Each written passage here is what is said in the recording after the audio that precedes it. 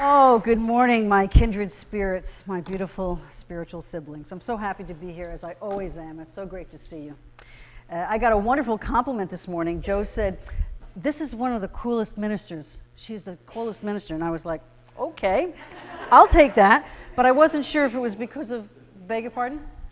The coolest. Sorry, I misquoted Joe. I am the coolest minister. But I wasn't sure if it was because of my outfit or maybe my hairdo. I'm hoping it's because of my message. The topic today is acceptance equals empowerment. Acceptance is the path to empowerment.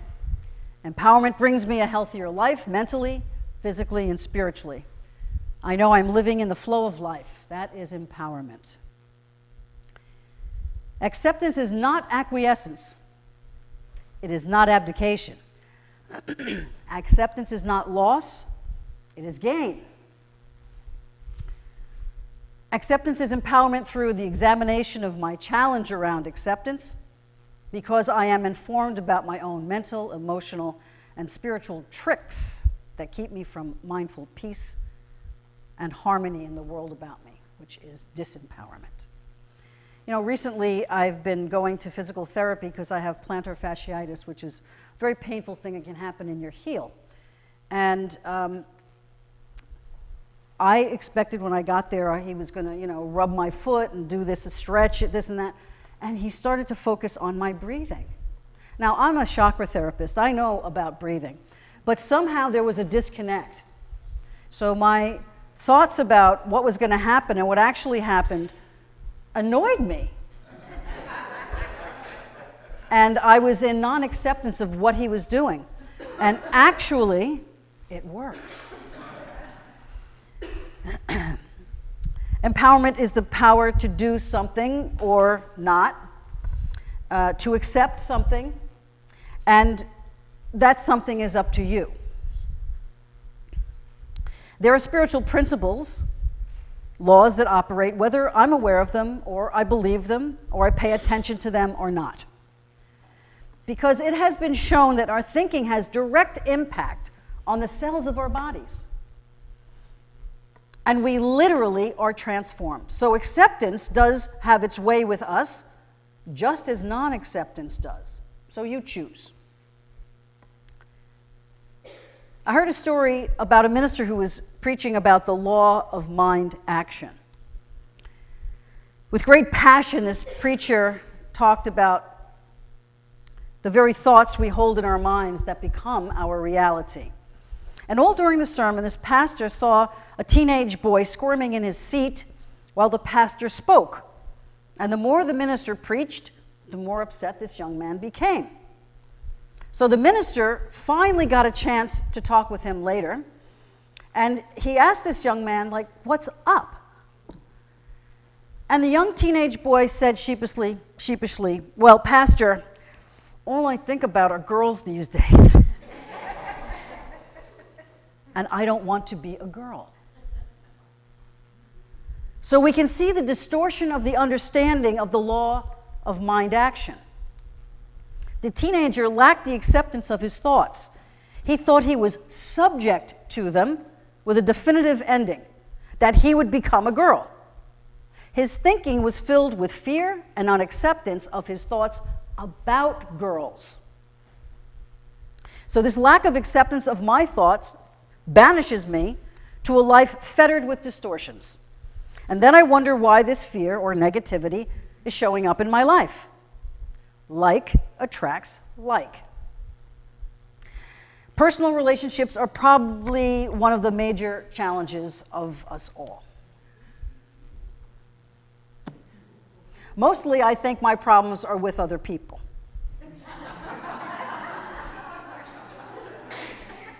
Difficult people. The one who cuts in line. And the one who complains about the weather. Now, I can accept stormy and rainy days, but sometimes I cannot accept the person who has a problem with the weather. When I'm sitting on the subway, I may not judge the junkie sitting across from me. I'll judge the person 2 people down who judges the junkie. They need so much correction.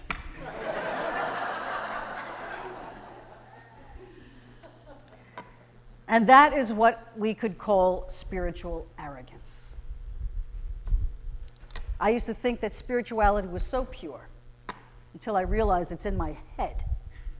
And my head is the problem. My mind is the problem, not spirituality.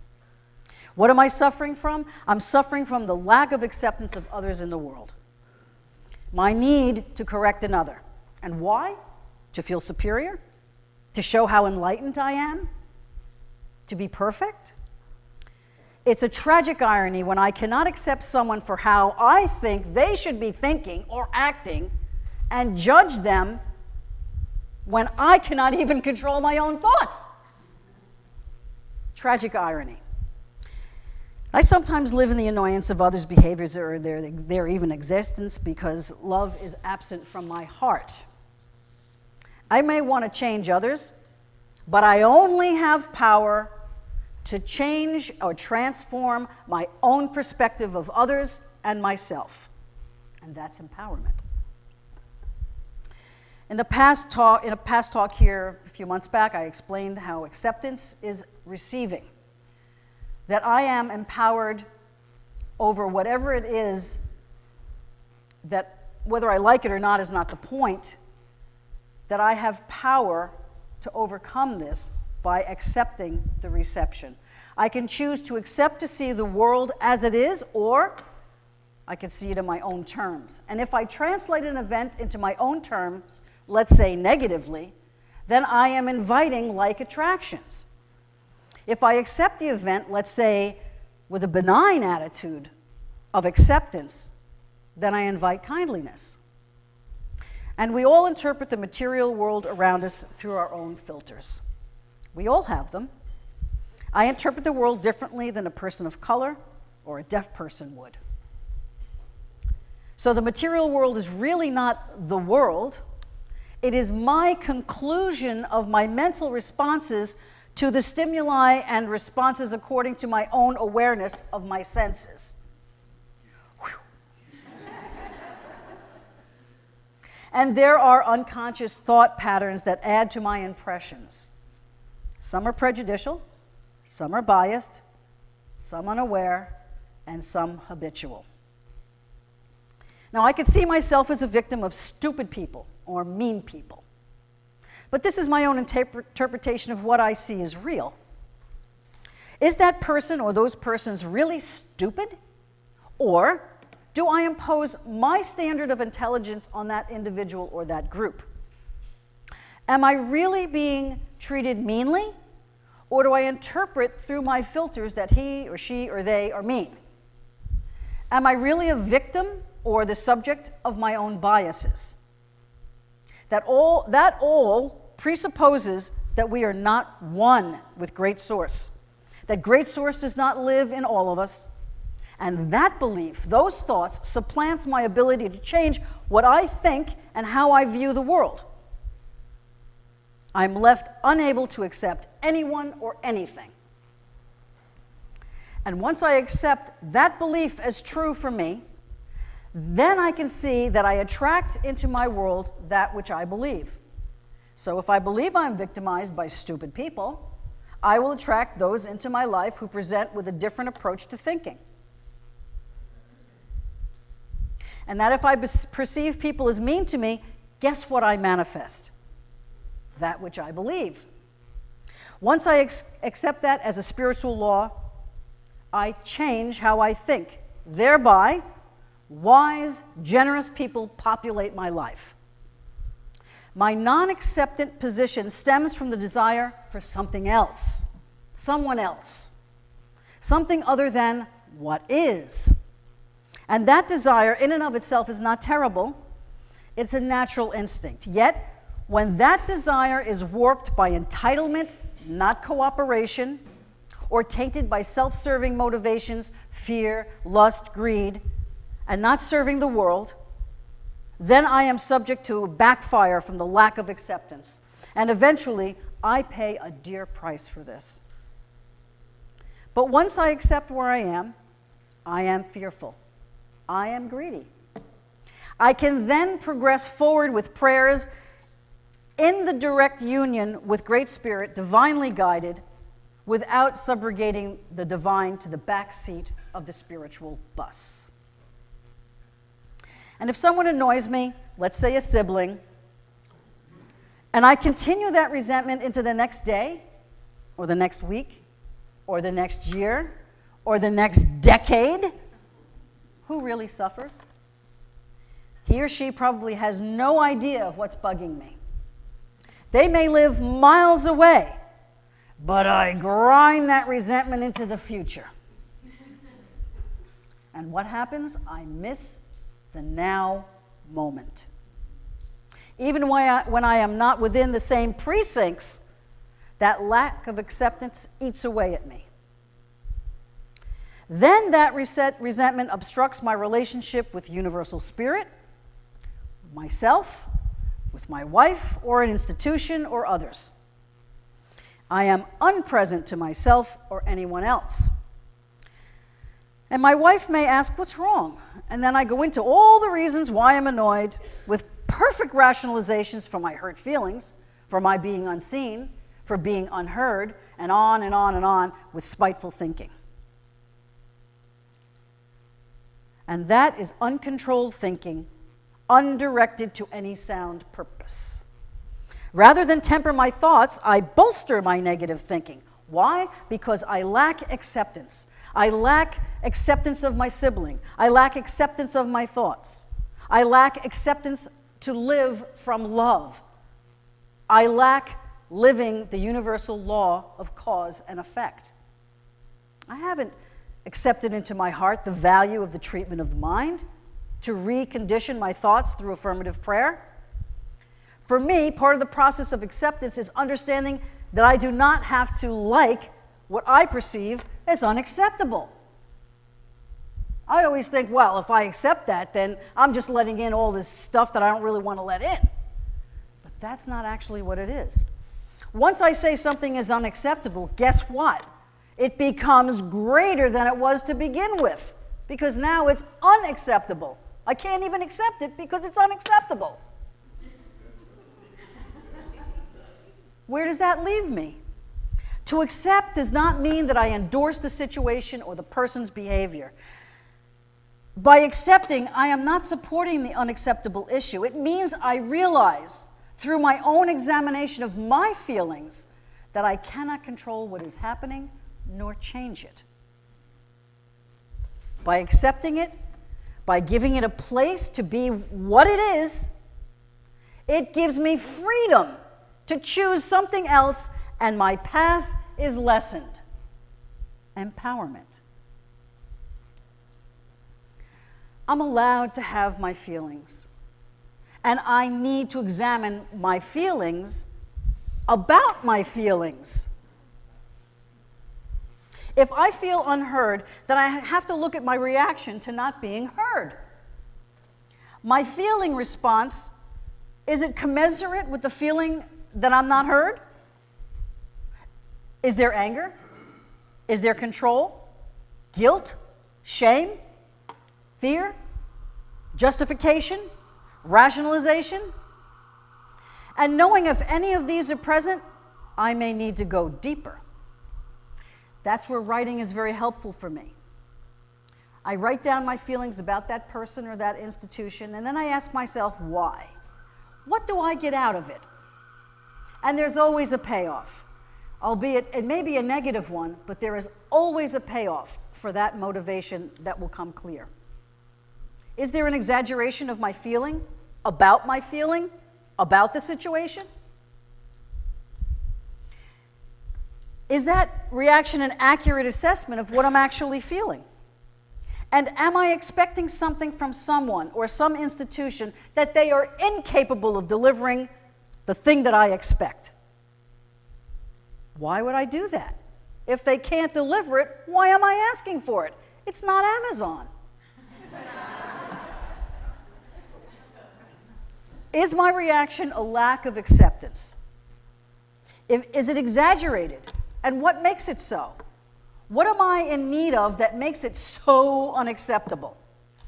Is that what's really going on? Am I living in the past or incorrectly assessing it because there's another motive behind it? Do I want to be superior? Do I want to be right? Am I judging another for harms done to me or done to others? Am I expecting something that is not available to me? And if so, why am I doing that? In all these cases, I am not accepting what is. And once I recognize that my lack of acceptance invites undue harm upon myself through anxiety and shame, then I am empowered to both feel my feelings and take necessary action. But when I struggle or omit acceptance, then that brings me deeper into resistance. Years ago, an old friend, a spiritual teacher, said to me, "The pain is in the resistance." Carl Jung said, "What we resist persists." Whatever pain I may be coming toward me, the more I resist, the worse it becomes. And that behavior intensifies suffering. And that's at my own hand because I resist. And I don't have to suffer over my suffering. It's an unfortunate and unwanted outcome. Accepting that acceptance is a practice gives me more opportunity to practice acceptance. And acceptance practice moves beyond a static position. I become fluid in the system. Acceptance is an active practice. And accepting it is forever erroneously implies that I do it once and it's done. Actually, it's just for now. And that's why it's a practice. And please remember that acceptance can come in bits and pieces, not all at once. It may be an extended process. And I have been through acceptance of past horrendous situations, and then years later, with deeper memory and deeper understanding, I have to go back and deepen my acceptance process and practice of that situation, person, place, or thing. Keeping my acceptance practice in the day is empowering. After all, that's all we really have, and maybe only the next few minutes. And let's also be aware of self-forgiveness in this acceptance process. Compassion toward myself is required. And then that compassion moves outward toward others. And having compassion for not fully accepting something is also a process. I may find that I have to go back and forth. One day I'm accepting, the next day I'm not, until I fully come into my own empowerment. Some days I am more self-loving than others. I am human. I allow for a range of movements toward acceptance, toward empowerment. Acceptance is about me, not the person, not the place, not the thing. What is it about me that inspires these particular feelings around this particular issue? What keeps me from accepting life on life's terms? And when I have a pretty good sketch of all that, can I accept myself for it all? And when I do, I am empowered to move forward. And when I release it all to the universe and reclaim my peace and my joy, I am empowered. I can accept that I am powerless over many things, and I can change my own mind about anyone or anything. And when I do that, I am empowered to have a harmonious life, and I manifest. Acceptance is not acquiescence. It is not abdication. Acceptance is empowerment. I am empowered by acceptance to manifest into my life the abundance, the joy, the love that each one of us has as our birthright, as one with great universal spirit. Acceptance is the way to truth. Truth is the way to authenticity. Authenticity is the way to empowerment. Acceptance equals empowerment. And so it is.